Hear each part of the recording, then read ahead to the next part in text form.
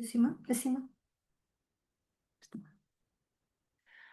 Boa tarde a todos, o meu nome é Ana Teresa Nunes e tenho muito gosto em estar aqui hoje a apresentar mais uma sessão da Glaucom, a penúltima deste ano, já aqui no rescaldo do Encontro Renal, e é com muito prazer que apresento os dois palestrantes de hoje, a doutora Sana Sampaio, que dispensa apresentações, com o seu papel na área de transplantação, mas com uma ligação de muitos anos à nefropatologia, desde os seus tempos de internato, e a sua experiência é valiosíssima.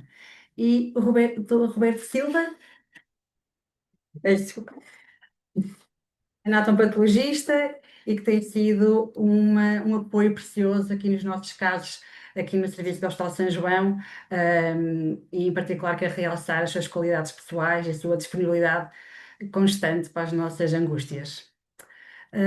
Vou passar a palavra à doutora Susana. Muito obrigada. Agradeço a apresentação e queria agradecer também o convite que nos foi dirigido para partilhar convosco alguns casos clínicos e uma pequenina introdução sobre o papel da microscopia eletrónica na patologia do glomero.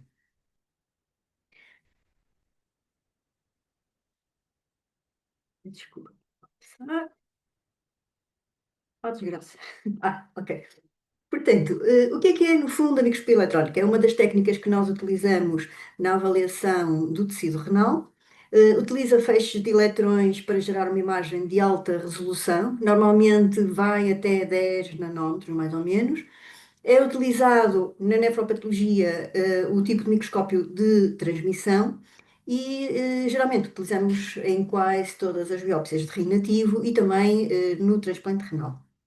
Deve ser utilizado, idealmente, um fragmento de córtex para apanhar pelo menos um glomérulo e deve ser fixado em glutaraldeído a 3% com solução de tampão fosfato. Isto é muito importante, porque nos transmite e, portanto, nos fixa o tecido de forma a que possamos tirar partido de todas as características de todas as estruturas, portanto, visualizar corretamente todas as estruturas. E, portanto, o tipo de fixador e a percentagem em que o fixador é utilizado é um ponto focal para que se tenha boa qualidade em termos de imagem.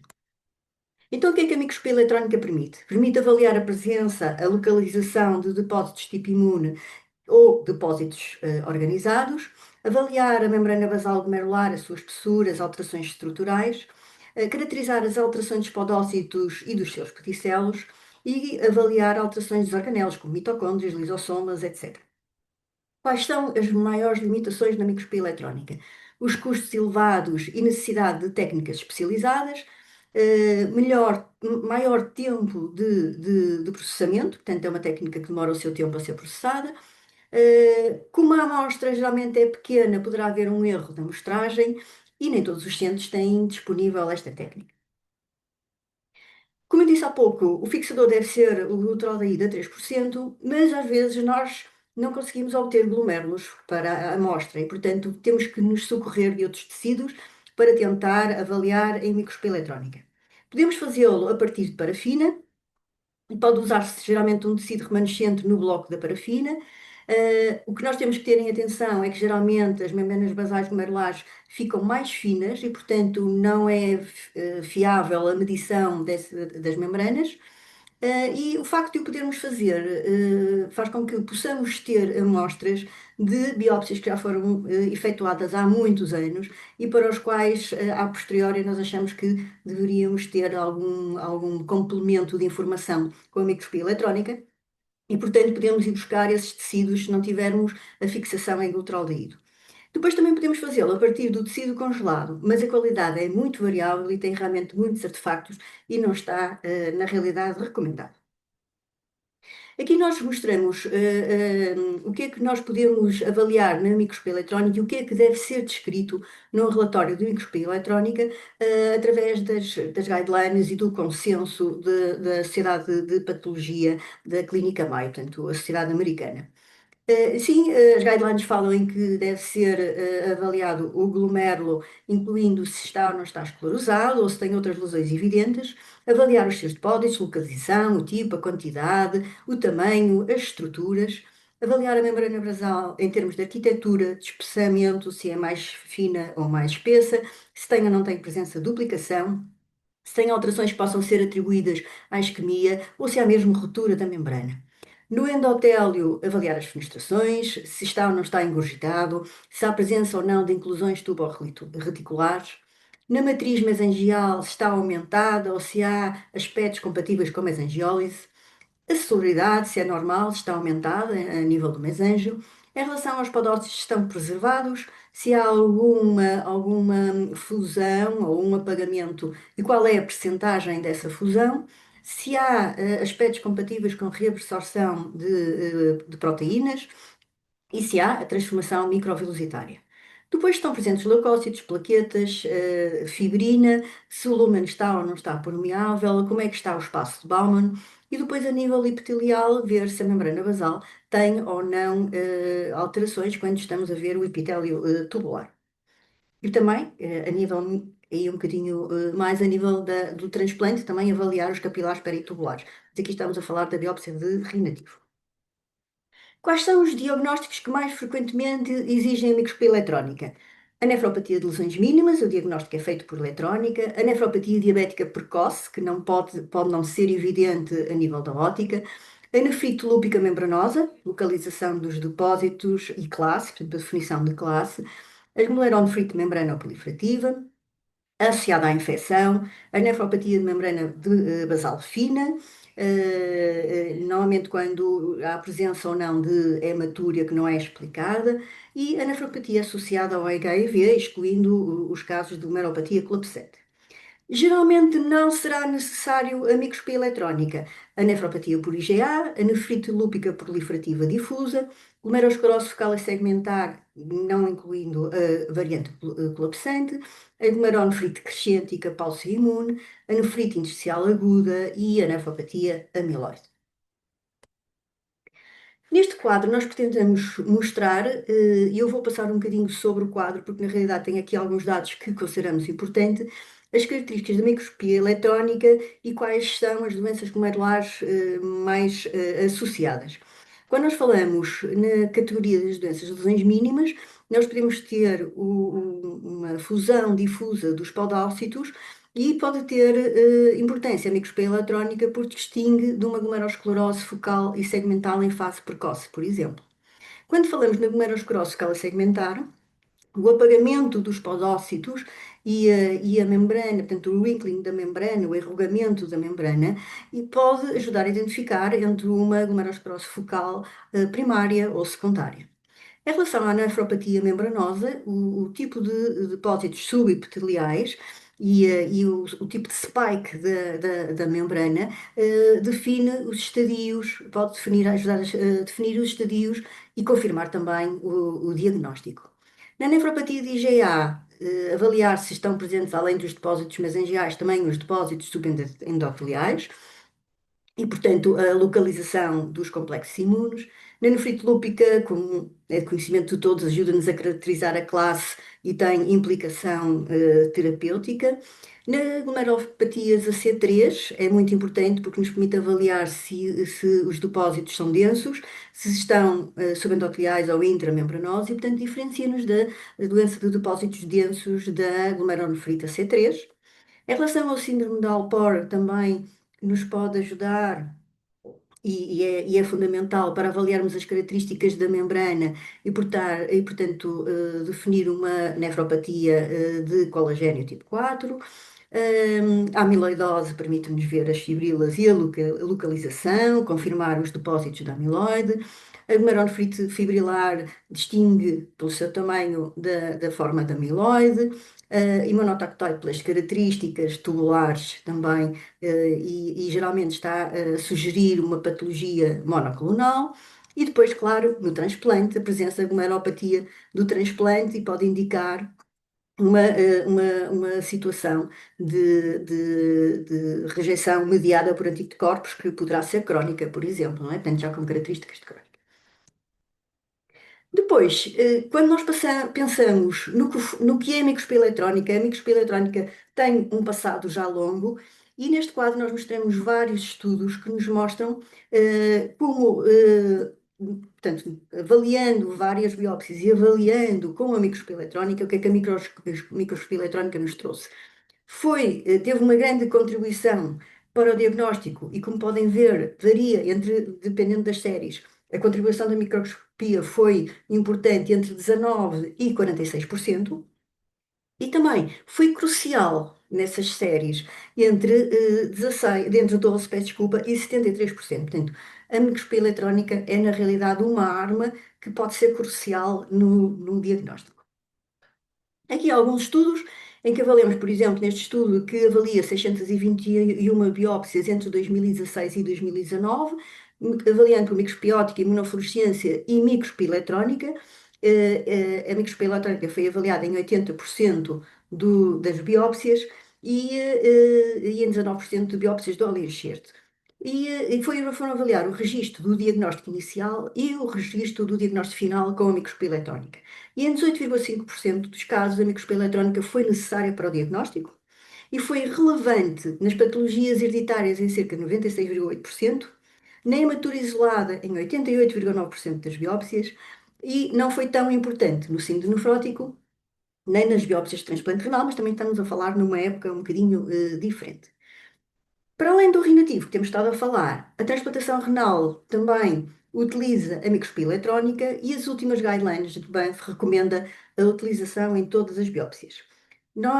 Principalmente em doentes de elevado risco imunológico, para o desenvolvimento de rejeição mediada por anticorpos, incluindo aqueles que já têm os anticorpos, os DSA, portanto, anticorpos do dador pré-formados, aqueles que têm anticorpos de novo no período pós-transplante, aqueles que têm deposição de C4D peritubulares, com glomerulite, com capilarite, peço desculpa, e que já tenham também biópsias prévias com essas características. E também está indicada nas situações mais crónicas, portanto, biópsias que são efetuadas após o primeiro ano de transplante.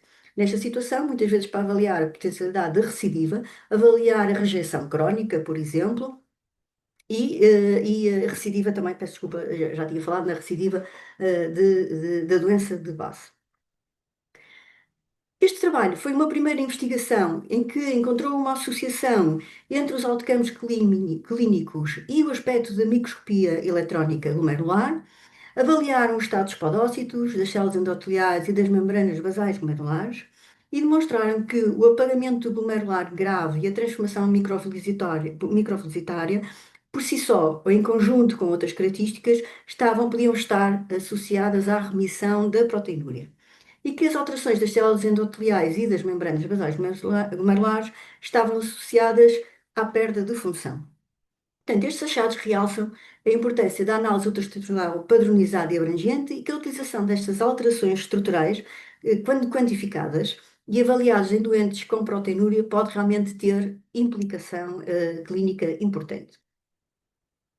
Neste estudo que mostramos o abstrato resumo, nós verificamos que, portanto, o background do abstrato é que a utilização da microscopia eletrónica na nefropatia DGA, em termos de prognóstico, era desconhecida e, portanto, os autores foram avaliar num único centro e num estudo retrospectivo a doença renal terminal, o tempo de follow-up foi de cerca de 7 anos e avaliaram o score-MAST e as lesões encontradas na microscopia eletrónica.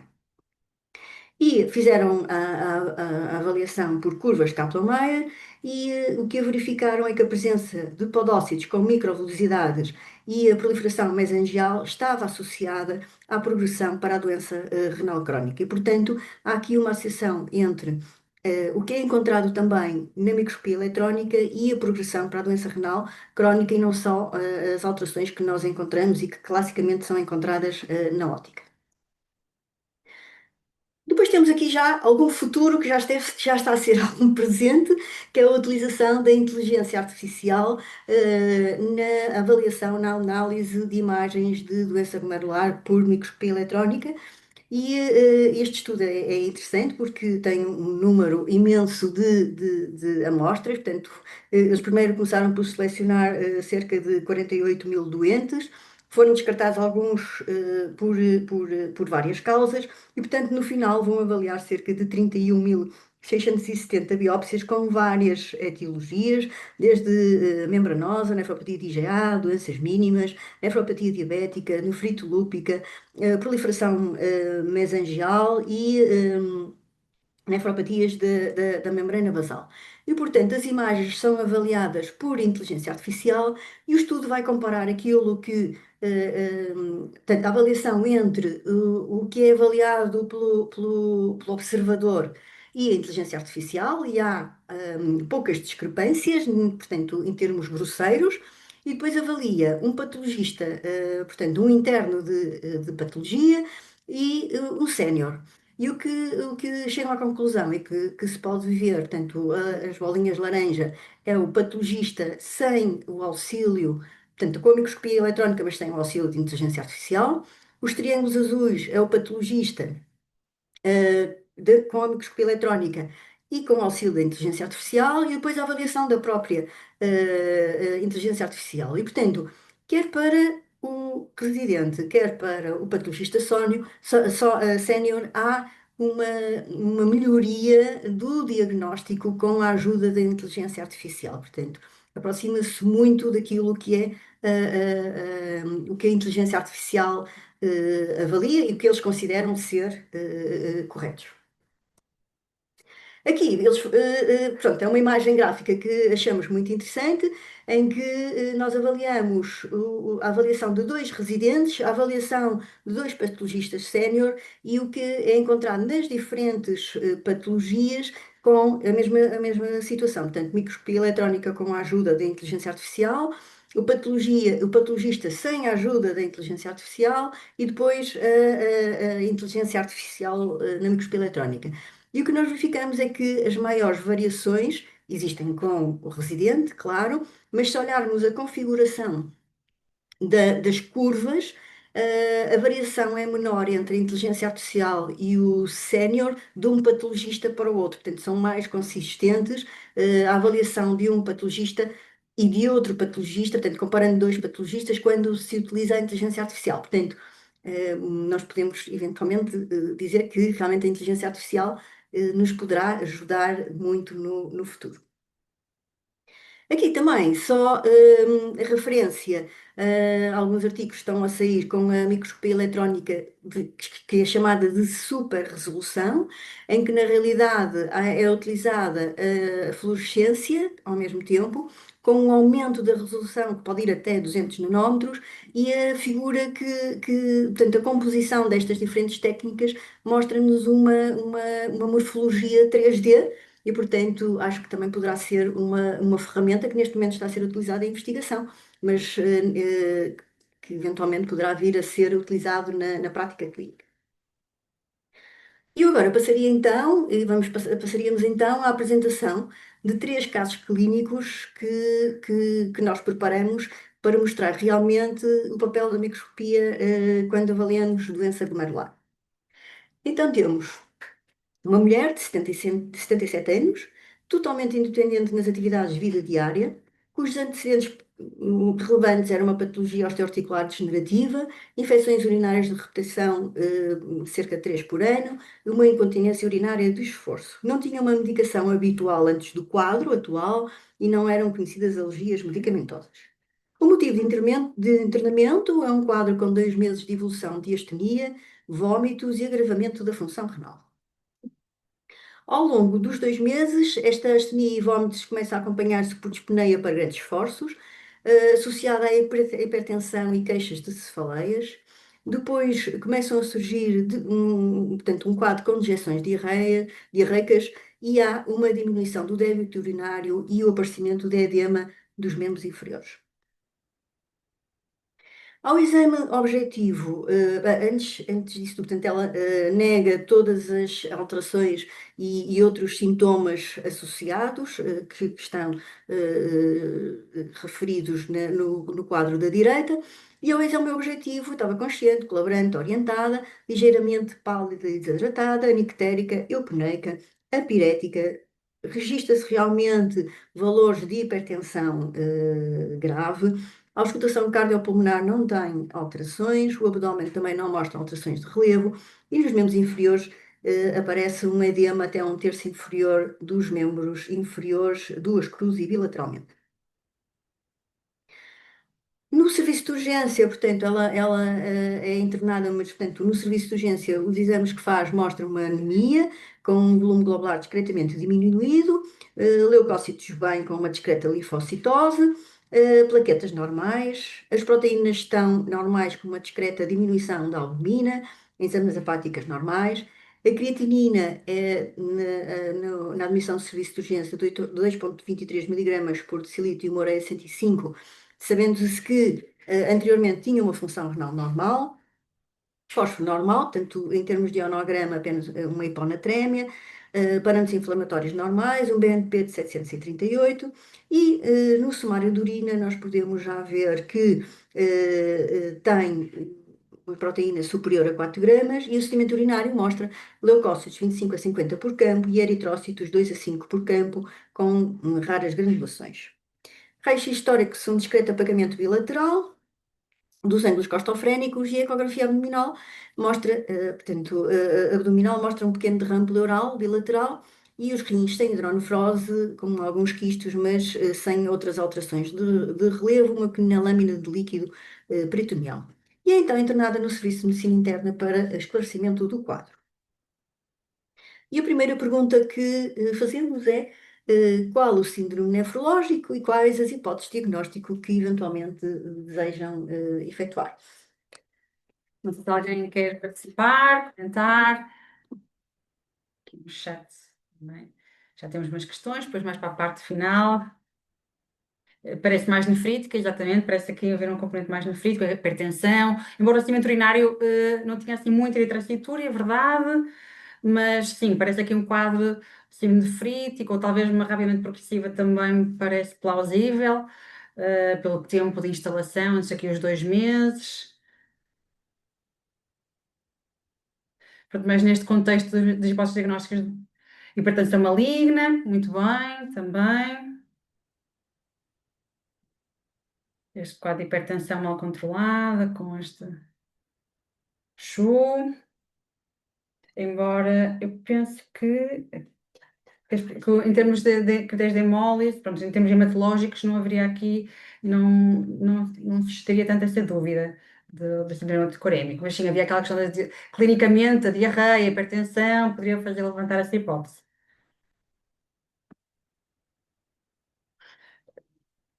E acho que foi mais ou menos um bocadinho neste contexto que os colegas também pensaram nessa. Resumidamente, também colocamos algumas hipóteses, não sendo demasiado extensos, mas pusemos a hipótese de uma vasculite, eventualmente uma vasculite ânquica ou pós-imune, uma doença antimembrana basal referida só ao rim, portanto, sem manifestações sistémicas, uma gamopatia monoclonal com significado renal, uma glomerulonefrite por imunocomplexos, IgA, pós-associada à infecção, embora não houvesse aqui nenhum quadro, e também colocamos, como também fizeram referência, de eventualidade de uma microangiopatia trombótica. Por não estar a faltar algum ou outro diagnóstico que pensar, normalmente a hipertensão maligna, mas pronto, não quisemos ser demasiado extensos nas hipóteses. Então, nos exames complementares que ela fez na medicina, no internamento, detectou-se que tinha uma proteinúria nefrótica, mas sem síndrome nefrótico. Toda a parte imunológica N anti-dsDNA ribonucleoproteínas negativas, anti-antimembrana basal negativos, imunoglobulinas normais, tem um consumo de C3 e, entretanto, são colhidas também outras análises que surgem após o conhecimento da biópsia que vão ver a seguir. Eletroforese proteínas com um pequeno pico monoclonal na faixa gama, imunofenotipagem de sangue periférico com população biopoliclonal, mas com uma gamopatia monoclonal IgG lambda. Portanto, ficamos a pensar se, tendo esta gamopatia monoclonal, se realmente teria significado renal. E nesse sentido avançamos com a biópsia renal. Em relação à biópsia renal, podemos ver aqui um fragmento com representação de córtex, em que se identifica aqui alguns glomérulos, já vemos aqui algumas áreas de fibrose e de atrofia, vemos aqui que temos alguns tubos com alguma dilatação tubular. Em grande ampliação, vendo os glomérulos, vemos que ele tem este aspecto lobulado, com hipercelaridade mesangial e endocapilar, e o que salienta bastante à vista é a presença destes depósitos, que são aqui eosinofílicos aqui no HE, fracamente positivos aqui na prata e no PAS, e vemos que tem uma coloração intensa fucsinofílica aqui na metanamina prata, no tricrómio, compatível aqui com pseudotrombos hialinos. Portanto, a biópsia renal da microscopia óptica tinha 29 glomérulos, 5 esclerosados, os restantes com este aspecto de proliferação mesangiocapilar e endocapilar, a presença de necrose tubular aguda e de sinais de hematura, um interstício com alguma fibrose e atrofia, e depois na imunofluorescência nós tínhamos uma IgA fraca, uma IgG positiva, duas cruzes subendotelial, as cadeias foram feitas por imunohistoquímica e tem aquele fundo que é relativamente confundidor, portanto foram dadas como inconclusivas e foi um diagnóstico como morfológico glomerulonefrite membrana proliferativa. A função renal continuou em agravamento, chegou a ter uma creatinina máxima de 4,6 no dia 8 de julho. Tendo em conta este agravamento, doente iniciou, portanto, iniciamos pulsos de metilprednisolona e pulsos de ciclofosfamida e, de fato, um segundo pulso depois, posteriormente, isto porque nós temos, entretanto, o resultado ultraestrutural da biópsia.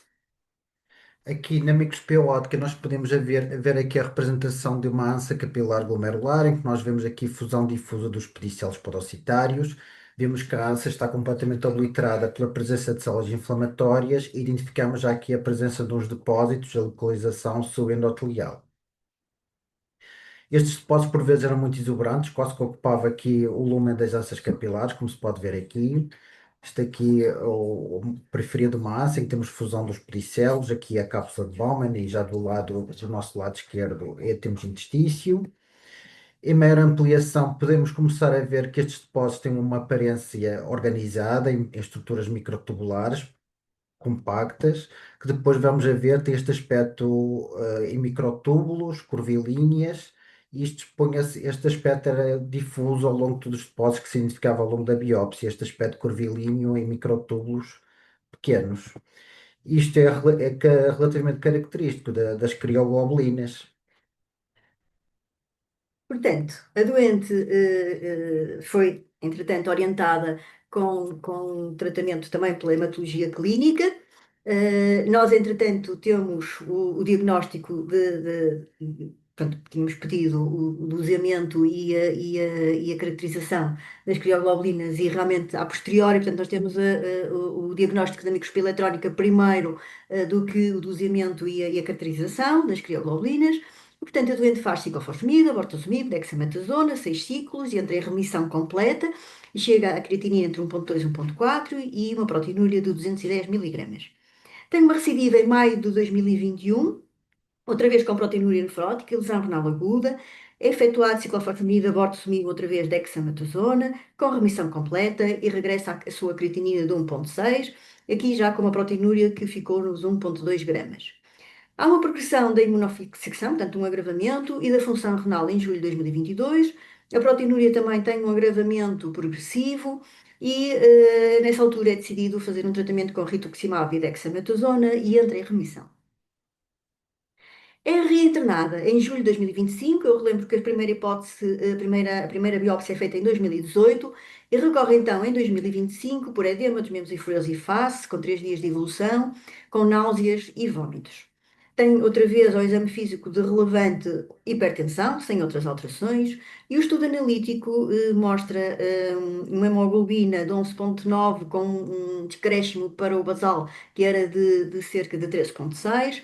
Os leucócitos também, neutrófilos também sem alterações, parte hepática sem alterações, uma creatinina de 3,43 miligramas por decilitro, sendo o basal de 1,7, tem uma PCR normal e umas troponinas também normais.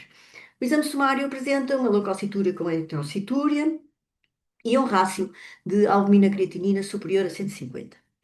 A ecografia já mostra aqui alterações compatíveis com uma diminuição das suas dimensões, contornos lobulados, com hipercogenicidade e, portanto, uma atenuação da diferenciação parênquima-sinusal e sem outras alterações relevantes.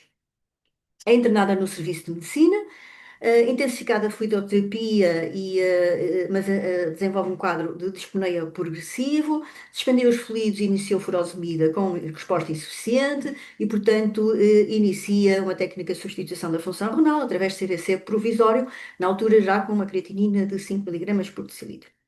O estudo efetuado não tem, portanto, tem as cadeias lambdas, cadeias livres lambdas aumentadas, os complementos normais, ANAS, anticorpo antimembrana basal também normal, a razão kappa lambda também normal, e a pesquisa de crioglobulinas é também positiva, tal como da primeira vez. E dada a gravidade da apresentação, foi proposto uma nova biópsia renal para reavaliação da situação e, eventualmente, detectar outras alterações e outro diagnóstico que eventualmente pudesse estar associado. Na nova biópsia renal, vemos aqui novamente a representação de córtex, em que se vê aqui novamente um glomérulo.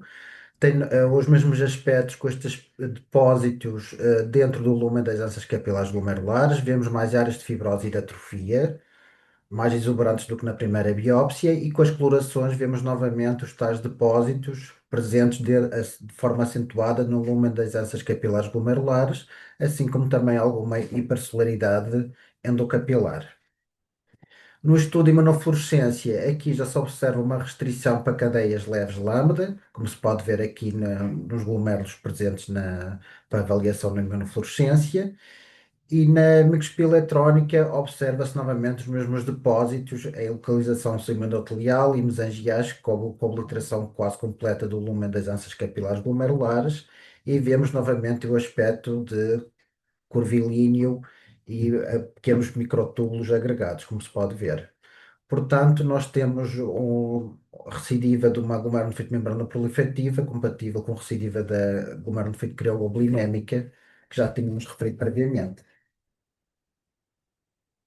Foi discutido em reunião de grupo de hematologia e decisão de controle do clone com ciclofosfamida em associação com corticoide.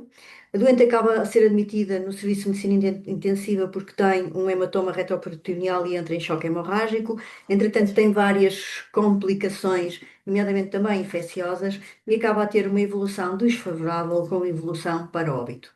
No fundo, nós trouxemos este caso clínico um pouco para mostrar que um padrão membrana proliferativo e a importância de microscopia eletrónica em encontrar depósitos organizados e, portanto, e que o diagnóstico até acaba por ser feito mais precocemente através da microscopia eletrónica do que depois com a confirmação das crioglobulinas positivas. Vamos passar ao caso 2 e poderemos discutir depois no final e as perguntas que eventualmente possam surgir. Neste caso, é um doente do género masculino, 35 anos, com uma história de doença renal, com síndrome nefrótico detectado aos 12 anos, fez corticoterapia sem sucesso, é biopsado e a biópsia mostra uma glomerulosclerose calicegmentar. Foram tentados vários tratamentos com ciclofosfamida, ciclosporina, tacrolimus sem sucesso e em 2006 apresentou pela primeira vez azotemia, embora assintomático e sem edema, mas com proteinúria superior a 10 gramas nas 24 horas. Em 2007, faz rituximab sem benefício e inicia a técnica de substituição funcional por hemodiálise em junho de 2007. O doente é transplantado em fevereiro de 2008, tem uma recidiva do síndrome nefrótico logo ao terceiro dia. A biópsia renal é compatível com uma recidiva da glomerulosclerose focal segmentar. Inicia plasmaferese, mas tem uma reação, um choque anafilático que foi atribuído ao plasma, apresenta mesmo crises convulsivas, com o diagnóstico de PRES, tem uma trombose da veia renal e acaba a fazer a transplantectomia, e nesta situação faz múltiplas transfusões. Do período dilítico, a referir uma parotidiectomia em 2015, problemas de acesso vascular com falência de três fístulas antes do transplante, alergias documentadas a beta-lactâmicos, aspirina, vancomicina e imipenem. O estudo pré-transplante é avaliado na consulta de trombofilias e o estudo não mostrou alterações.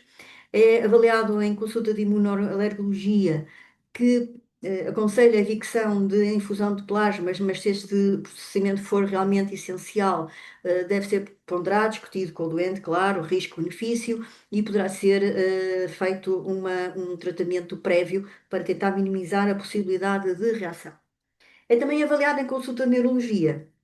E como os colegas consideraram que as crises epiléticas agudas não tinham uma indicação para retomar antipiléticos, porque ele, entretanto, é medicado durante o internamento com antipiléticos, mas depois suspende a posteriori, não há evidência em termos de exames de epilepsia e, portanto, tem alta desta consulta sem qualquer terapêutica.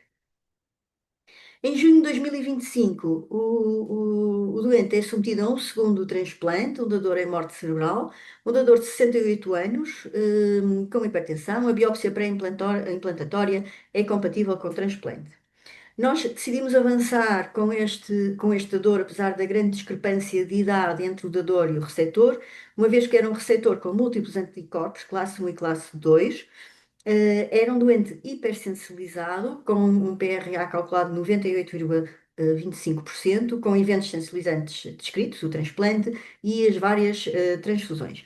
E como os mismatches entre este doador e o receptor eram realmente bons, porque no fundo tinham um em A, um em B, um em C e um em DR, portanto tinha metade do HLA era compatível, a citometria foi negativa para células T e B e, portanto, avançamos com o transplante. Poderia ser a possibilidade de transplante para este doente. A admissão, uma vez que tinha havido aquela trombose e todas as complicações inerentes, nós fizemos uma colheita de estudo para excluir mutações do estudo genético de complemento que realmente não mostraram alterações. Foi efetuada a indução com timoglobulina, rituximab, imunossupressão de manutenção com prednisolona, micofenolato mofenil e tacrolimus. Tem uma função tardia com necessidade de hemodiálise e mantém-se em anúria. O TAC de julho, portanto, o TAC de uns dias depois mostra uma pequena área de infarto, mas com vasos permeáveis, um realce parenquimatoso, mas compatível com perfusão. E colocamos as hipóteses de diagnóstico habituais numa situação de pós-transplante imediato de um doente em anúria, para o qual já vimos que havia perfusão. Portanto, a necrose tubular aguda, uma eventual rejeição moral, uma rejeição celular, uma recidiva da doença de base, tendo em conta o diagnóstico de base, eventualmente uma obstrução. E, portanto, a obstrução foi descartada, como vimos pelo TAC. A histocompatibilidade não mostrava presença de anticorpos antidador e o doente mantém-se sem função renal e em anúria, pelo que é efetuada a biópsia do enxerto.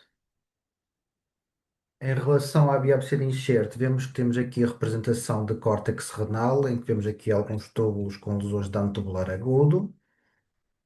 A maior ampliação era aparente em alguns glomérulos, uma focal hipercelaridade endocapilar, compatível com lesões de glomerulite. Além disso, também alguns capilares peritubulares também tinha alguma hipercelaridade, como se pode ver aqui, também compatível com lesões de capilarite peritubular. Além disso, o C4D foi positivo de forma intensa nos capilares peritubulares, ou seja, compatível com aspectos de uma rejeição moral. E no estudo ultraestrutural, que se efetuou com suspeita de recidiva da doença primária, observa-se aqui estas ânsias capilares glomerulares com uma fusão difusa e extensa dos pedicélios parocitários, com aspectos de transformação microvelocitária. Mostro-vos aqui várias imagens que se pode ver esta fusão difusa dos pedicelos. Não havia áreas de descolamento dos pedicelos das membranas basais glomerulares, mas a fusão era superior a 90% dos capilares observados, como se pode ver aqui. Não havia expansão do espaço amidootelial, ao que indicasse uma rejeição moral, nem havia os capilares peritubulares, também aqui não tinham lamelação, nem tinham aumento da hipersolaridade dentro dos capilares observados na microscopia eletrónica. Portanto, a descrição da biópsia é que realmente é compatível com uma regressão humoral e a microscopia eletrónica vem-nos trazer o diagnóstico da recidiva da glomeruloscleral focal segmentar precoce, com fusão dos pedicelos e sem depósitos imunes. Portanto, o doente é submetido a tratamento de pulsos de metilprednisolona, imunoglobulina e também que termina uns dias, portanto, a 10 do 7 e medicado com uma segunda dose de rituximab após o término da imunoglobulina. Repetiu o doseamento de anticorpos antidador que foram novamente negativas, mantém-se em anúria, posteriormente, portanto, quase 2 semanas depois, inicia débito urinário, melhoria lenta da função renal, faz uma última hemodiálise a 21 de julho e estabiliza numa creatinina de 3,5 miligramas por decilitro e nesta altura com uma proteinúria entre 3,6 e uma albinúria de 2,4 gramas nas 24 horas. É proposto, numa fase inicial, o doente fazer, quando nós vimos o resultado da biópsia, fazer plasmafrese, mas tendo em conta os seus antecedentes, o doente recusou. No entanto, quando começa a ter diurese e é constatado com o aparecimento de proteinúria, o doente aceita a plasmafrese e, portanto, faz várias sessões de plasmafrese, portanto, 6 sessões no total. É orientado para a consulta de pós-transplante renal, com melhoria da sua proteinúria e também em uma função do enxerto que foi estabilizando nos 3, 3,5, chegando a ter 2,5 mais ou menos de creatinina, 2 de miligramas por decilitro. Entretanto, o doente ainda faz algumas sessões de plasmafrese e neste momento está estabilizado com esta função. Este caso, pronto, é demonstrativo de como numa patologia de transplante, a microscopia eletrónica foi fundamental para, num doente em anúria, portanto, em que nós não conseguíamos ter doseamento de proteinúria, não tinha, no fundo, não tinha proteinúria que estava em anúria, mas conseguimos efetuar, através da microscopia eletrónica, o diagnóstico de recidiva da sua doença de base. O terceiro caso é uma doente do género feminino, 62 anos, natural do Porto, mas que morou 25 anos no Brasil e regressa a Portugal em 2018.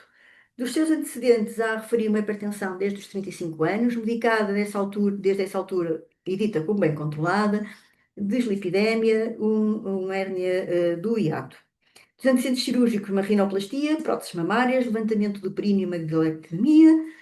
Tem 2 filhos, a mãe tem como antecedentes mieloma múltiplo e o tio terá tido problemas renais. Nega alergias, consumo de tabaco, transfusões ou consumo de álcool. Em contexto de estudo pré-operatório para uma cirurgia de remoção de prótese mamária, em novembro de 2024 foi detectada uma proteinúria nefrótica de 5,7 gramas nas 24 horas e a presença de edema dos membros inferiores. Efetua vários estudos seriados no Brasil, portanto, em outubro de 2024 tem realmente no sedimento urinário proteinúria 3 cruzes, os marcadores víricos são negativos e tem uma dislipidemia mista, com uma creatinina normal. Em fevereiro de 2025, chama a atenção uma diminuição da albumina, mantendo função renal normal, e uma eletroforese, portanto, dos estudos que foi efetuando no Brasil, dos quais tivemos acesso, com um pico monoclonal na região gama, com serologias negativas e que se confirma que na urina de 24 horas tem 5,7 gramas. Em março, tem uma imunofixação sérica com cadeias leves lambda aumentadas, mas com uma razão normal. E, portanto, é sugerida a presença de um componente monoclonal IgG lambda, mas com um rácio normal. O raio-x do esqueleto não apresentava lesões líticas.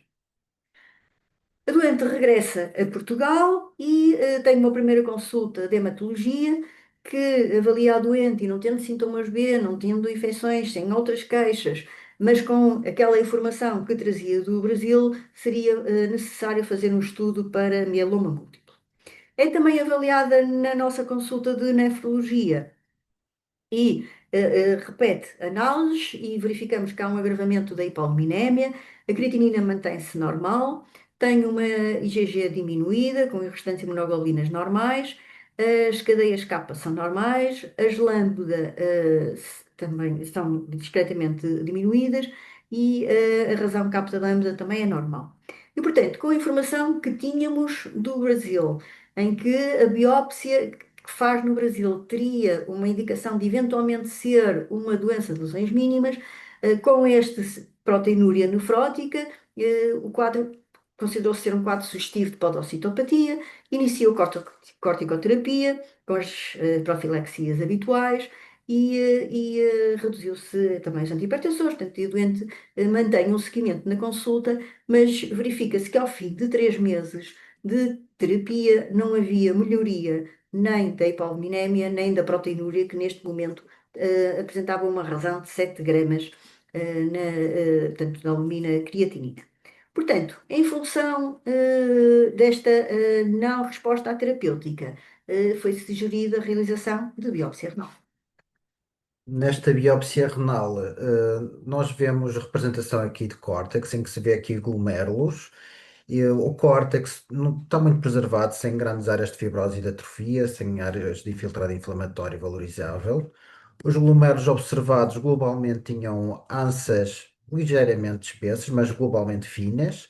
Não havia grande hipersolaridade mesangial, hipersolaridade endocapilar, e, portanto, os aspectos eram muito sugestivos com uma podocitopatia.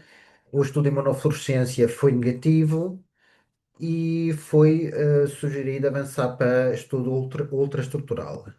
No estudo ultraestrutural observava-se, em pequena ampliação, ansas com fusão dos pedicelos, embora não fosse uma fusão superior a 90%, mas era uma fusão difusa.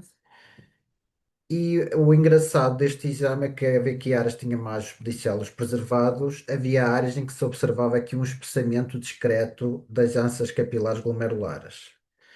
Em grande ampliação, via-se que esse espessamento correspondia à presença de algum material que tinha o aspecto aqui de umas spikes que se observava aqui ao longo da membrana basal glomerular e que, em maior ampliação, via-se que correspondia a fibrilas entrecruzadas. Aqui vemos que temos estas fibrilas entrecruzadas com cerca de 9 a 10 nanómetros de espessura.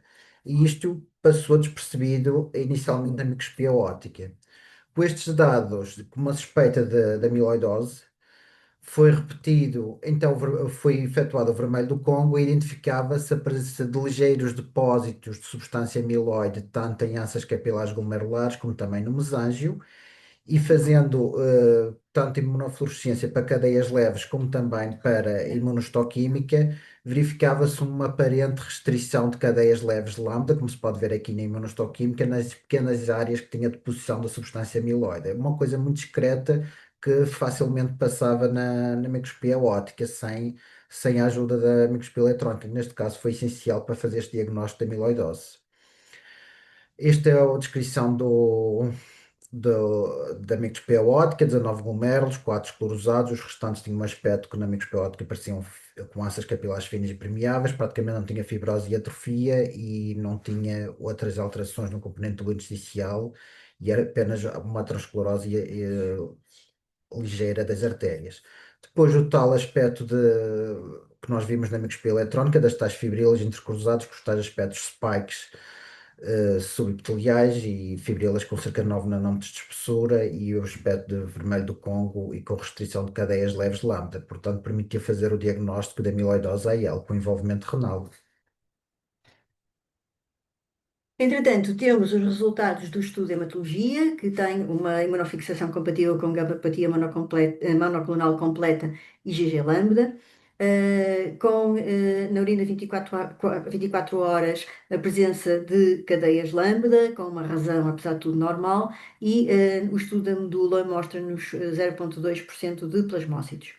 Temos então o diagnóstico de uma amiloidose AL com cadeias leves lambda, com envolvimento renal, e a doente foi proposta para terapêutica com daratumumab e Cybordex, que é o daratumumab, ciclofosfamida, bortezomib e dexametasona. Neste momento a doente ainda está, portanto não temos um follow-up muito longo, porque só fez ainda um primeiro ciclo, portanto estamos à espera de avaliar a resposta que a doente possa ter a este esquema terapêutico.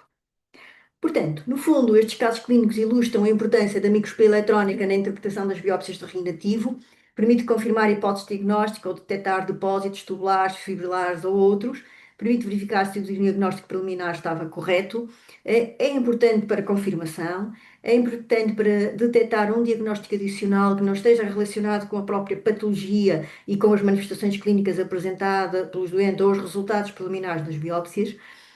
Os estudos realçam que realmente que a importância da análise ultrastatonal é importante porque podem ter alguma relação com a proteinúria e tendo implicações clínicas, como vimos nos estudos apresentados. É uma técnica realmente laboriosa, consumidora de tempo e que eventualmente terá na inteligência artificial uma ajuda preciosa para um diagnóstico mais preciso e provavelmente mais rápido. Muito obrigada pela vossa atenção e agora estamos. Temos ainda aqui algumas questões da audiência para esclarecer. Nomeadamente, a professora Isabel perguntou se a microscopia immunoeletrónica, tendo em conta a vantagem desta técnica no diagnóstico molecular, aplicável a várias entidades, como as amiloidoses, as colangenopatias, entre outras, como é que esta utilização não está mais difundida? Hum, Nós somos um país pequeno, não é? E, portanto, primeiro, a microscopia eletrónica é uma técnica que não está disponível em todos os centros. E, portanto, se calhar o primeiro passo é a referenciação para os centros, de modo a termos um N superior e em centros que realmente têm experiência em microscopia eletrónica. E depois, a utilização das novas técnicas, nomeadamente também proteómica, etc., podermos fazer referência a outros centros que tenham esse know-how para podermos aprender também com esses centros e eventualmente desenvolvermos estas técnicas também em Portugal. Esta é a minha opinião. Não sei se mais alguém quer contribuir com mais alguma questão para esta apresentação. De realçar que também a microscopia de massa e a proteómica são uma das propostas de uma apresentação no próximo ano da Glomcom, que eu espero que vá para a frente, que estamos todos muito entusiasmados e espero que possa vir a ser mais uma oportunidade de discussão.